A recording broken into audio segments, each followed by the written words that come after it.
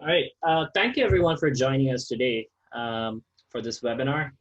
And today we're going to be talking about how to bring back your business after this black swan of 2020, right? So COVID has impacted everyone. It's changed the way we as marketers market our business. It's changed the way consumers uh, interact with businesses. So today we're going to be talking about how you can bring back your business after COVID, and we're going to look into it with a marketing lens. So today's webinar is presented by SignUp in partnership with iPullRank. And just to talk about what you're going to learn through this webinar and what we're going to be going through. So we're going to be helping you understand what actually happened during this Black Swan event and what has changed with consumer behavior, because consumer behavior has changed forever with COVID. There's a lot of things that have become the new normal. So we're going to be talking about what the new normal is and what that means to you as a business or as a marketer. What channels should you really be focusing on? What channels should you continue investing on? Should you be spending money on paid search? Should you be investing on other new channels? We're going to be talking about that through this presentation. And with this new normal, how does your content strategy change? I mean, what should you be doing? How should you be creating content? How should you be thinking about user personas? And we're also going to go into trends, right? Some interesting trends have emerged during these times. We're going to talk about these trends and how you can tap into them, how you can adapt your marketing to align to these trends. And finally, we're going to address the elephant in the room, right? The elephant in the room is always SEO with any marketing talk. Everyone says SEO is dead every year, but I mean, is it really dead? Does SEO still matter in 2020 with COVID? And we're going to be going through all of these during this presentation. And that being said, it is my pleasure to introduce Michael King, who will be our speaker for today's presentation. And for those of you who don't know Mike, he is the founder and managing director of iPullRank. iPullRank is an enterprise digital marketing agency that works with brands across the world, including SAP, Amex, HSBC, SanDisk, and General Mills, just to name a few.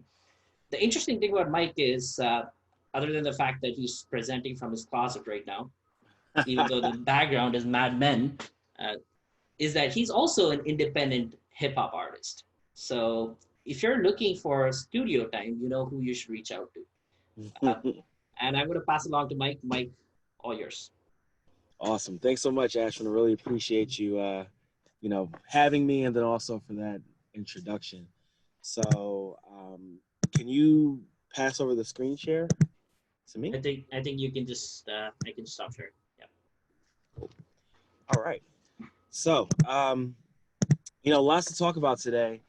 And unless you don't live on this planet, I'm sure you're aware that we are in a global pandemic, and we've been seeing, dramatic effects across the world with respect to, people being hospitalized, death rates, and things like that. And of course, it's going to have a global impact all the way from supply chains to what businesses are doing to different consumer behavior. And so, in addition to that, we're also seeing that unemployment has skyrocketed pretty dramatically as well. Again, because of that ripple effect across the global economy, we're seeing a lot of people scale back because of the fact that so many businesses have had to close, and what that's doing to the flow of money across, just the world. But in the U.S. specifically, we're seeing that we had a huge jump in unemployment from 4.4% all the way up to about 15%, which is unprecedented. We've never seen a jump this high happen. And in fact, we're the world, or a variety of different companies that are doing modeling, because you see all types of modeling happening right now because no one really knows what's going to happen.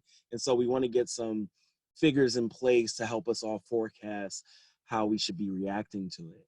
And so the trainingeconomics.com site, they are forecasting that it's going to be, nearly 40%. And just to put that in context, the Great Depression, the worst we've ever seen in unemployment, was only 24.9%.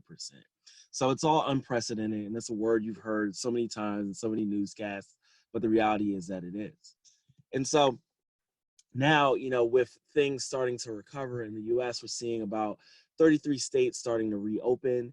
And, there's a lot of implications here for businesses because even though states are reopening, it doesn't mean that everyone is going back to work. And so if everyone is not going back to work, there's going to be lots of changes in foot traffic for a lot of brick and mortar businesses. There's going to be a lot of second order effects that come off the back of everyone having to stay at home for 2 months. And a lot of marketing after COVID-19 is over, or at least until it goes into like a global remission, is going to be how do we capitalize or understand first and then capitalize on these new user behaviors. So let's get into some general tips. And I'm sorry that I turn into a Smurf every time we get to a blue slide because I'm looking at it on my screen as well. But nevertheless, there's three key things that you need to be mindful of. Any market segmentation that you've done prior to now is no longer valid. Everyone's behaviors are different because of the fact that one, they're at home, two, their spending patterns are not what they used to be, and three, their living situation and working situation is dramatically different as well. So again, if you're counting on people, coming to your store, or you're counting on people buying products that aren't necessarily relevant right now, like for instance, if you're a gas station, well, you're going to get a lot less customers. That's just the reality. So you need to take a look at what makes these people tick as a result of this new frame that we all live within, and then figure out how do we effectively market to them. And you should also take a look at what's been working. So we've been in this space for 2 months now. There is a good amount of data to get an indication of how users are changing their behaviors. So take a fresh look at your analytics. Take a look at what channels you're active in. See how well those channels are converting, how well those channels are playing with each other. All of that has likely changed since you last took a big look at it and made a determination of how to run your marketing program. And then you need to adapt to those changes. So to some degree, that's an axiom for how you should be doing marketing anyway. But I think the reality of it is a lot of us do marketing and we're like, oh, this is going well. This is going good. We're seeing, consistency, and we don't take a big review of these things until the end of the year or until something starts falling apart. But I think this is a really good time for you to reassess your strategy and then use that data to determine, what to do moving forward. So there's some channel implications here as well. We're seeing that e-commerce sites are growing dramatically, and that's a direct result of the fact that people cannot go to stores. Even if they are physically going, or even if they are physically available to go to a store, there's just so much conflicting information as to whether a store is actually open. And so there are opportunities specifically in search where you can tell Google, like, hey, my store is open. And these are the special considerations as a result of COVID-19. But nevertheless, we're seeing the fact that, more and more people are going to e-commerce websites, more and more people are converting. And it's a direct result of the fact that, they're staying at home and they're looking for ways to get what they need to come to them. And also as a result of all this, we're seeing more and more people, reacting well to email marketing. So I think the general sentiment towards email, especially from a marketing perspective, is that, oh, that's not really a sexy channel. It's mostly spam. It doesn't really work. But actually, email works very well, and it's working even better right now. So you're seeing open rates be higher. You're also seeing that click rates are significantly higher as well. And part of that is because you have very captive audiences. They are sitting at home, they are sitting on their phone. And so this is a good opportunity for you to put that message in front of them because they're more likely to have the time to take a look at it. And digital advertising is on sale. CPCs, CPMs, and all digital advertising channels have dropped dramatically. And the example that we're showing here specifically is, Facebook and Instagram. So the thing is that a lot of people have exited the auction or the marketplace here, in that they're not bidding on these types of ads. And so you have the opportunity to bid lower and get more out of it. So a lot of companies are sitting back and saying like, hey, we've got to make these cuts. I think Will Reynolds said it best where he said, use a scalpel rather than using, I don't know, a machete to cut down your paid media. So this is a good time to take a look at what are CPCs and CPMs looking like and doubling down in these channels, because it's just going to be dramatically cheaper for you to be active in these channels. So there's, the realities here is just that e-commerce is going to continue to grow because brick and mortar is going to decline because of the fact that, far less people are going out to stores. Remote working is going to grow dramatically. So there's going to be more people in home, and there's going to be more opportunities to capture those people because they're in their house. Think about how much the behaviors around watching television has gone up, or watching video content in general. More opportunities to get your ads in front of these people because they're spending so much time taking a look at these screens. And you can also expect that there's going to be a lot more automation to come. And that's not just automation as far as like your marketing automation, but think about how companies are operating. There's going to be a lot more looks at how do we make it so we're not so dependable or dependent upon people needing to be in these spaces for manufacturing and things of that nature. So you can expect that there's going to be a lot more shifts that are exasperated by these changes that have been happening. So what's trending on the digital side? I mean, there's a light at the end of the tunnel here as far as being a physical brick and mortar business. There's a bit of a trend towards that contactless delivery and that curbside pickup. You can order things on websites and just go to a store, and you don't even got to get out the car. They will allow you to flash your details, and then you can they'll place the items directly in your trunk. So no actual direct physical interaction with anybody. And so your business has this opportunity to capitalize on this as well, because of the fact that, people are definitely open to it. We're seeing a lot of interest in this mechanism for picking up products. And so one of the big things to do is just making sure that people know this. And so leveraging email marketing as an opportunity to let your customers know, leveraging your paid social ads or your paid search ads to let them know. It's going to be a good way to bring that awareness to your customer base so that they know that they can come to you and make purchases right away. And so this is trending, this general idea is trending in a variety of different areas. You're seeing restaurants where it's like the contactless delivery. I literally, before doing this webinar today, ordered chicken wings and cheese fries, and I didn't even have to see the person that delivered them, which is wonderful because I'm an introvert. And, we're seeing with gyms and fitness, we're seeing a lot more of the online, classes and such. So you're seeing growth in things like Peloton, which is funny after their advertising debacle a few months ago, how much everyone wants a Peloton now. You're seeing the same thing on the retail side, more pushes to let people know about promotions and, again, how you can get access to these items. Because, one of the big things that's happening with the supply chain slowdown is like, if you look at a company like an Amazon, whereas I could get something delivered overnight before, I'm getting dates that are like a week or two out or a month out. And so you taking this opportunity to let people know like, hey, we're still delivering very quickly. Like the shirt that I'm wearing right now, I ordered directly from the brand because they're going direct to consumer now. And I ordered it on Saturday and the clothes were here Monday. I didn't expect it to come as fast as it did, but of course it did.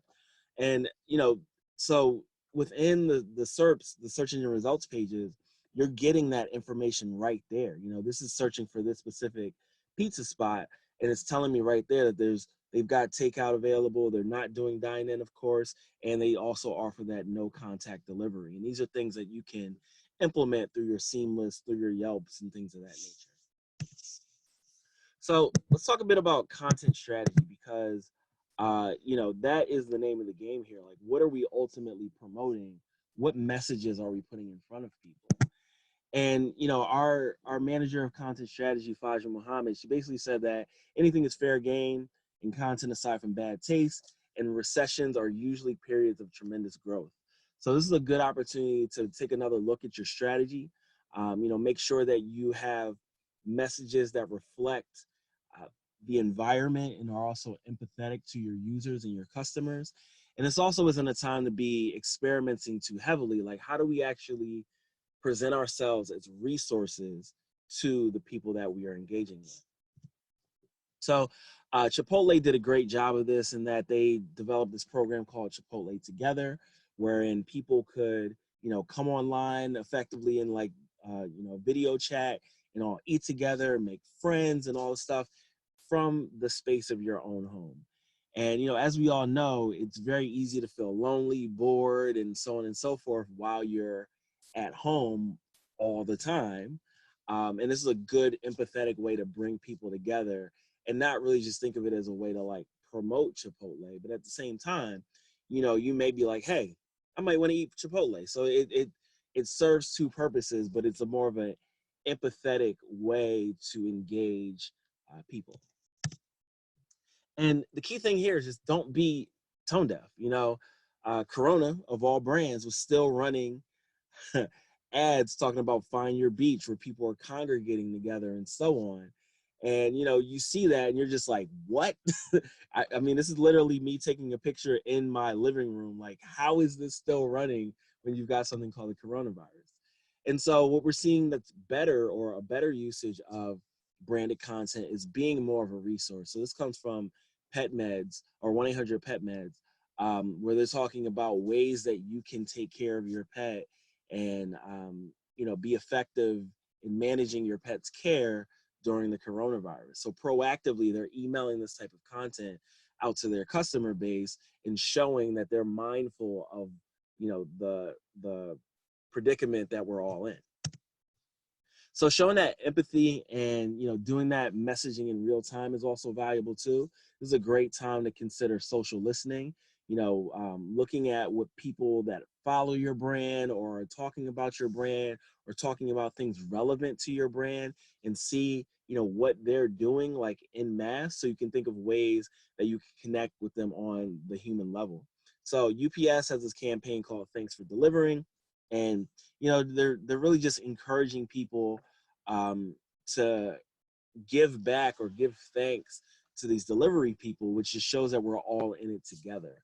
So we're seeing a lot of brands be effective with this type of messaging and creating more conversation relevant to the brand by looking for these opportunities to connect in a very human way. So the guiding principle here is just think about um, have we provided something that's useful for our customers around their specific needs and outcomes with respect to this global pandemic? If you can say yes with every marketing effort that you're doing, you're going in the right direction. So it's also a good opportunity to entertain the audience. I think that the Nike campaigns that they've been doing have been really effective and interesting. They're kind of capitalizing on this idea of all those things you've always wanted to do. Well, now's the time.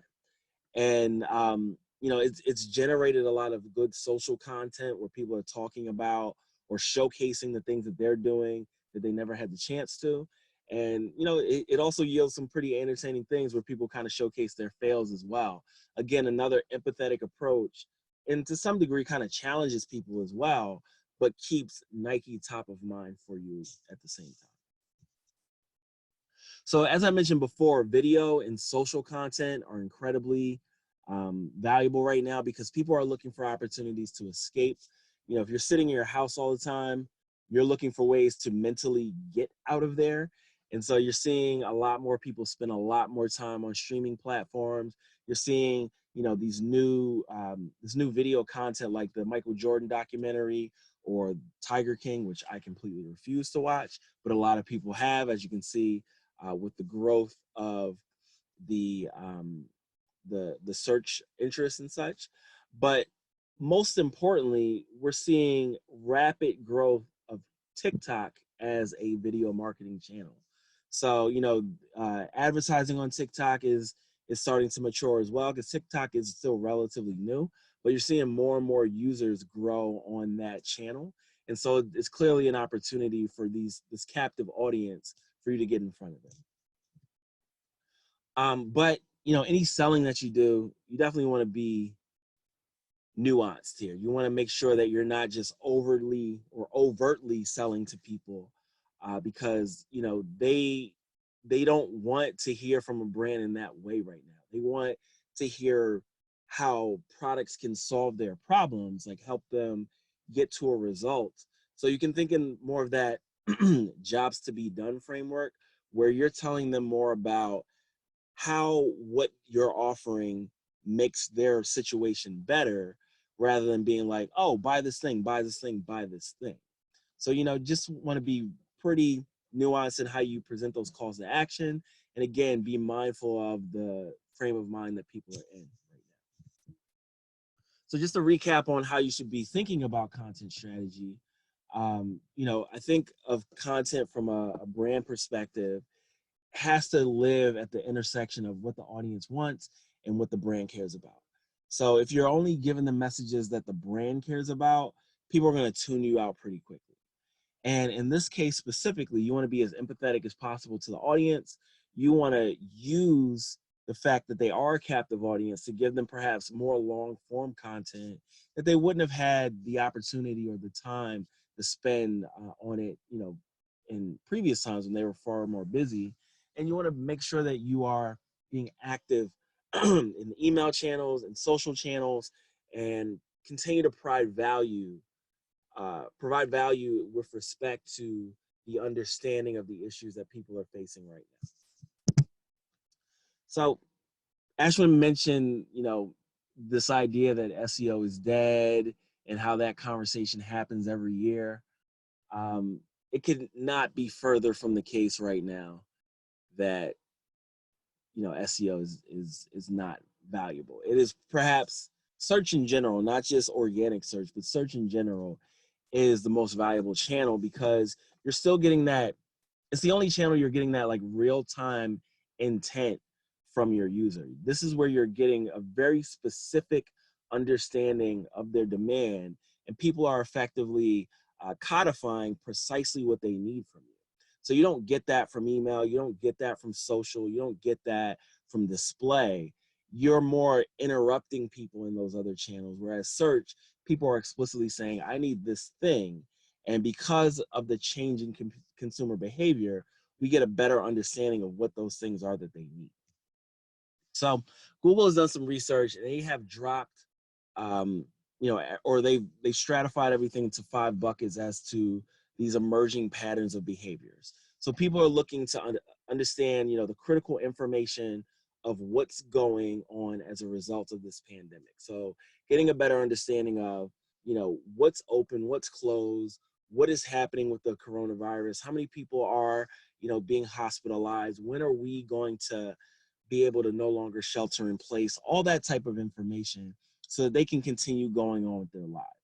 They're also looking to discover new connections, so connecting with other people, also connecting with other brands that can help them feel better about their situation. And so this is largely where, brands come into play in developing content that can introduce them to people. And then also they're looking for opportunities for how to adjust to, the change to their routines, right? Like we're no longer going to work physically, except for people that are essential workers, of course. And, how can I continue to do things like get my hair cut? Clearly I did not, but, get your hair cut and get all the things that you need delivered to you and things like that, so that you can continue living your life as well as you can under these circumstances. And then there's just a large reality that there are people out there risking their lives every day on the behalf of all of us, and they want to look for opportunities so that they can give back to them, or they can support these efforts that doctors and nurses are doing. Here, I don't know if this is happening everywhere, but at 7 o'clock every day, we all go out on our balconies or outside just a bit, and we clap and make noise for all the healthcare workers and so on. And this is something that we all discovered by, seeing what's happening online. And then finally, taking care of yourselves and others. So I think that, there's a lot of opportunity for us to be, again, giving back as a people. And there are people that are in positions to do so. So like thinking about how they can give money to food pantries and things like that. And also just thinking about how can they maintain their own health in this time. So those are the 5 buckets that emerged as new behaviors. And what you should be thinking about as a brand is like, where can we support people in such a way that we can get our brand in these discussions when people are doing these searches. And search demand, of course, is dramatically shifted based on which vertical you might be in. And so we actually worked with the advanced web ranking team to, basically we were like, hey, you guys have all this data. Can you spin up some sort of tool so we can get an understanding of what those shifts look like in different spaces? And I think this is helpful just to get an understanding of like where you stand. Is it a problem just for you and your website, or is it a global issue where that demand is shifting? And so, as you might expect, there are more and more people that are searching for things like, personal finance and online shopping and things like that. And education, of course, as a good example, because of the fact that their children now have to, be taught from home and things of that nature. So getting an understanding of what that demand shift looks like allows you to kind of get ahead of it with respect to thinking about your content, and also just figuring out, hey, is my whole industry having a problem? And should I consider being in a different channel instead? But another thing to think about is, there being a huge opportunity online from an e-commerce perspective. So if we look at this data that came from Shopify, they're indicating that they are getting more traffic across the Shopify network per day than they did for Black Friday, which usually is their biggest day. So they're seeing Black Friday in more traffic every single day. And this is an indication that people are seeing more value in working with stores or buying from stores that they had never heard of before. So this is a great opportunity for smaller brands to, capitalize and introduce themselves and be purchased from, because of the fact that some of these bigger brands are having issues with their supply chain and their delivery timelines. And in fact, from that same Google study, they're seeing that 3 in 10 people have been buying from brands that they never bought from before, they don't normally buy from. And again, this is a function of supply and demand, a function of the fact that people can't get what they want on the timelines that they expect.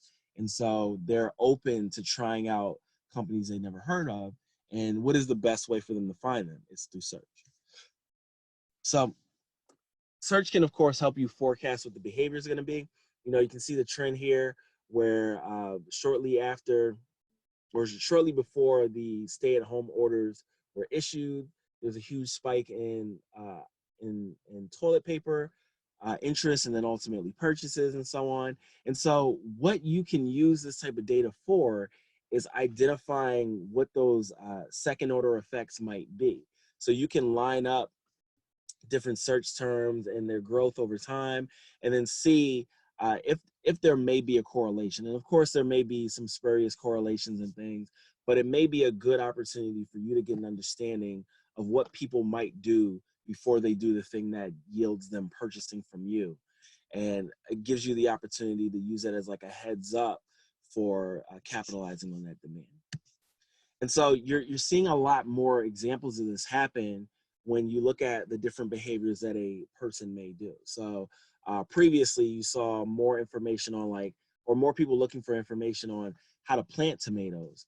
But after those stay-at-home orders, you're seeing more people thinking about how do we can these tomatoes so that we can, keep them long term.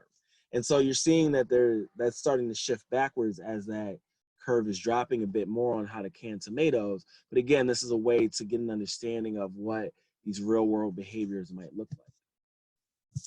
And additionally, you can see that same type of idea when you're looking at, the growth of the idea of curbside pickup and contactless delivery. So further showing you like how popular of an idea this is, and if your business is a business that could potentially offer it, but you're not sure about it, there's just more information to let you know that there's a lot of interest out there. And so, when you're thinking about forecasting this behavior, again, just think about what is it that I'm offering? Is it mindful of what's going on with respect to people's changes in behavior, and then also that global situation? So a good way to do this from the data that you have available to you is look in Google Search Console. And what you can do is just basically limit the time frame to the period at which people have been on these stay-at-home orders. And then you can look at the different modifiers for question queries. So how, why, when, where, those types of things. And then you'll get a list of keywords that may have emerged that you can then figure out how to create content around. And in fact, keywords that you may want to make some business decisions around as well. And like I said, you can use this data to predict future behaviors in your space. So as an example here, people before they start to go back out or before they start to travel, there tends to be an uptick in, taking care of yourself, like getting your hair done. So you tend to see like barbershops, hair salons, and things like that. A lot more people going to those before they will like catch a flight or something like that. And that's not to say that I'm expecting a whole bunch of people to start jumping on planes. It's just an example of what you might identify with this type of Google Trends data or your just general search volume data when you start to layer it over each other. And that way you can get a better sense of when you might see recoveries of certain things. So just to wrap it up, one, you want to think about repositioning your content strategy so that it speaks specifically to what it is that people actually need as a result of all these changes. And another good point to make here is that you definitely want to do a content audit. That's incredibly important because if you're putting new messages out there, but you also still have some old messages that conflict with how your brand is sitting right now, someone may discover you through that old piece of content and again may think your brand is being tone deaf or isn't being mindful of the changes as a result of COVID-19. So even if it's adding some sort of like thing at the top of the page to indicate like, hey, temporarily we're not doing this, take a look at this other piece of content to get a sense of what we're doing right now, or altering that page entirely, that should be one of the first things that you do as a part of your marketing strategy coming out of this. You definitely want to also invest in market research. One component of that is re-looking at your personas. We've got a guide that we are releasing today that speaks to what we're calling proto personas that can be layered on top of existing personas so that you can get a sense of what those key behaviors are and then tie those to whatever market segmentation that you've already got. But whole point there is that you want to take another look, do surveys on a regular basis, and figure out what people need from you so you can align your content and your marketing strategies to that. And then you're going to get those real-time insights from search. Like I said, the keyword research is going to be incredibly valuable to you right now, whether that's using tools like Google Trends or your favorite keyword research tool, or using the data that you get directly from Google and Google Search Console. And that's going to give you a clear indication of what those needs are from those users so you can be reactive to that and create the right content. And paid search, also paid social, both on sale right now. So I would definitely encourage brands, companies to invest there and think about, testing out those channels just to make sure that you are able to get as much reach out of your content as possible in the short term. And, there's just a lot of opportunity here. You just got to be really smart and nuanced about how you approach it because people are very likely to react poorly if you're not being mindful of the situation that we are all in. So we've also got a resource center on iPullRank. You can go to this link here, bit.ly / you can see it on the screen, it's fine. We've got a whole lot of different, blog posts and the ebook that I just talked about, and also a webinar specifically about like everything that's happened with respect to the large global market implications all the way down to the consumer. And it'll give you a good sense of, where the opportunities lie and how to capitalize them in addition to what we've discussed today. And that's all I've got. That was an So awesome presentation, Michael. yeah, thank you. I think I learned a lot. And we have a ton of questions actually from the audience. Um, maybe we have a couple around TikTok. Maybe we'll start with that. Hmm. Sure. So there's one question around. This is from Eric Bergstrom, and his question is, what about the myth of China using TikTok to steal our info? Is it a myth? I mean, I can't directly speak to what that company is doing. We've actually worked with their parent company before, and I mean, they seem to just be another tech firm that are trying to do cool things and leveraging um, personally identifiable data in a variety of ways to give a better experience. So I don't know what they're ultimately doing with that data, and I can't really speak to whether or not that's a myth. But it's no different than what Facebook is doing. It's no different than what Google is doing. So I would just say, as a user, just be mindful of what you're agreeing to in those user agreements. And there's a lot of sites that put those user agreements in common terms and regular language.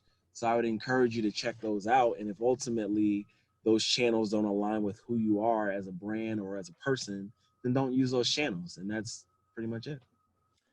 And there's another question from Carl Costco, and his question is: I am an innkeeper in Lancaster County, PA. My Pennsylvania.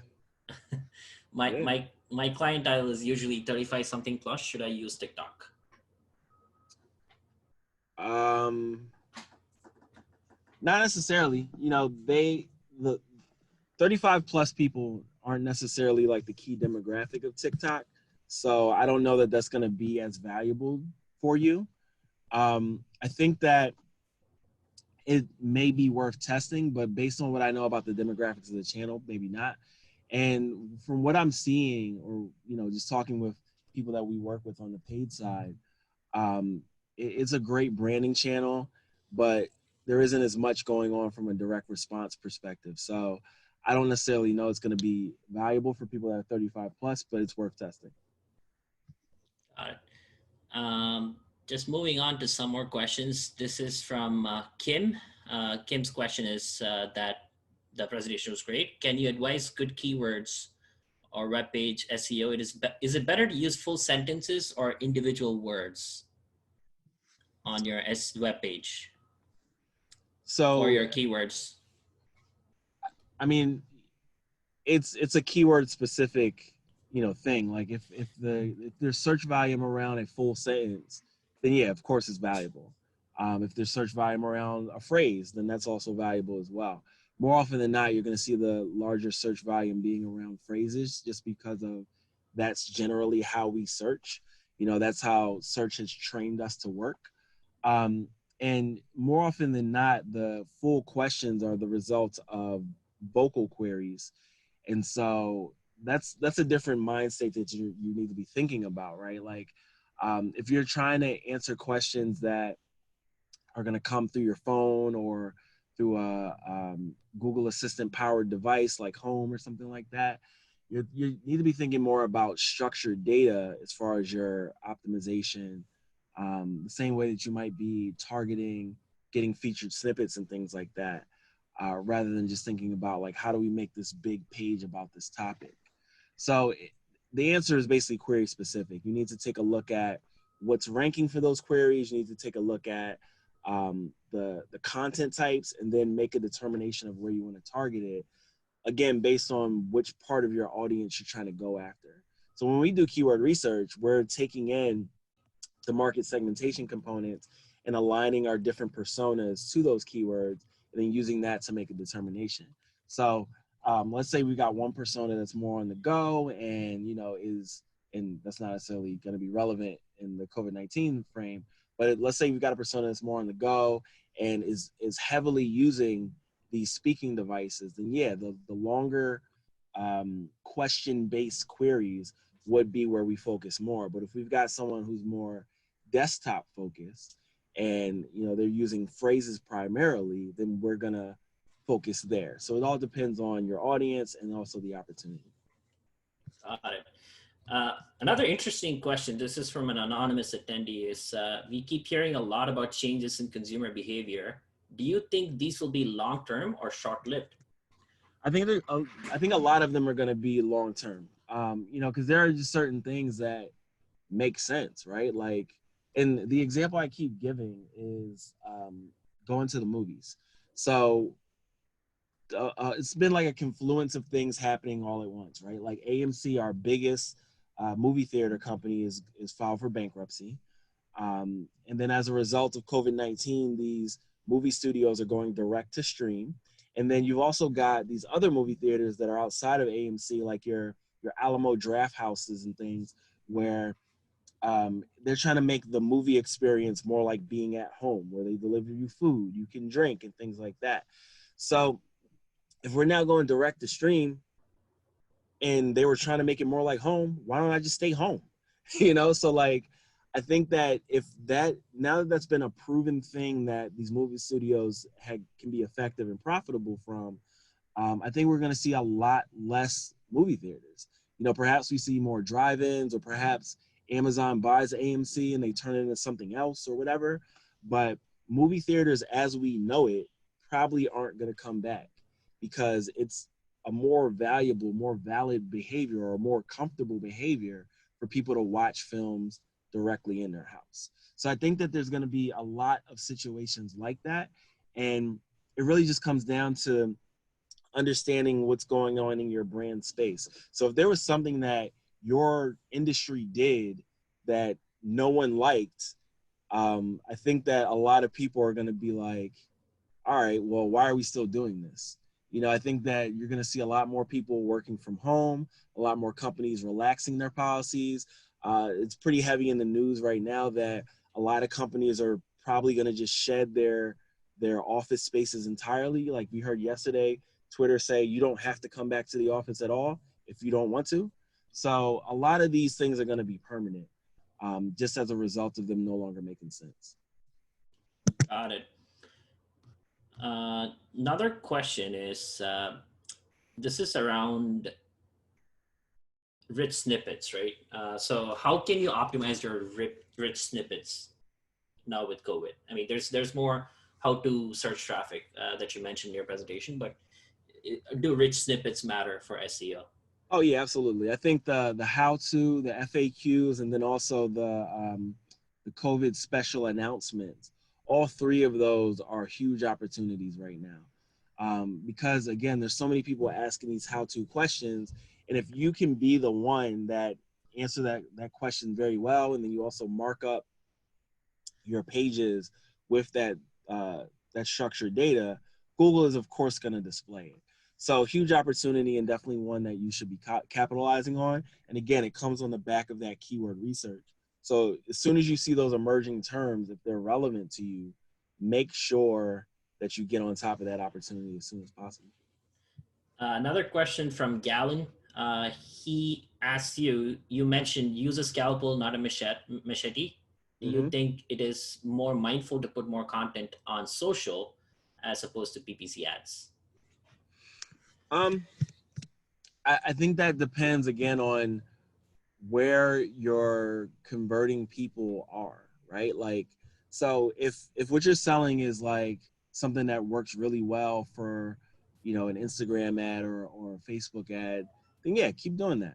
But if there's more demand on the search side, then definitely do that, if you're choosing between one or the other. But I think truthfully, those channels work better together. Like, if you are able to capture someone for very low CPM or CPC on the paid social side, and cookie that person and then do search remarketing to them. That's one of the most effective like channel interplays that you can use, because once they remember whatever that product is and then they are specifically having that intent, you want to make sure that you're there so you can get that sale as soon as possible.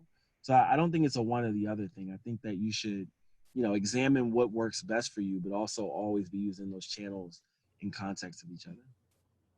Got it. And speaking of channels, what marketing channels will you do you think would be more useful during the pandemic? This is from an anonymous attendee, right? So you mentioned paid search spend is coming down. email is working out, what other channels do you think would be useful during the pandemic? I mean, I think those three, search, or I guess four: search, organic search, paid search, social, and email. Those would be where I put most of my focus in right now. I wouldn't care as much about display unless we're talking about retargeting. But just standard brand awareness display, I don't know is worth spending money on. And in fact, we're seeing a huge trend of that being the place where people cut their budgets the most. But on the flip side of that, if everybody's cutting their budget the most, again, that's on sale. So you might want to consider playing around with that. So in conclusion, all of them are worth exploring, but the ones that I would say I would spend my money on are search, social, and email. And this is actually my question. I have one follow up to that. Should you even invest in text? Since you mentioned email, should you do text marketing or text based marketing at all? Like SMS? SMS, yeah. Yeah, I think that's incredibly valuable, especially because I mean, unless you're doing that to people who have never engaged your brand and you're just like spamming their phones. Yep. But I think if you've already got them in your CRM and you've got that direct line to them, that's going to be super effective because of the fact that people are sitting around on their phones. So if you can bring them an offer that's compelling to them, SMS is going to be incredibly valuable right now. Got it. One more last question, and this is again from an anonymous attendee. Who do you think will fare better as consumer behavior mutates, specialized stores or one-stop shop retailers? That's a good question. That's hard to say. I think there are going to be instances where if you have one thing or one type of thing that right now this opportunity to be known for that one thing is going to further reinforce your ability to sell.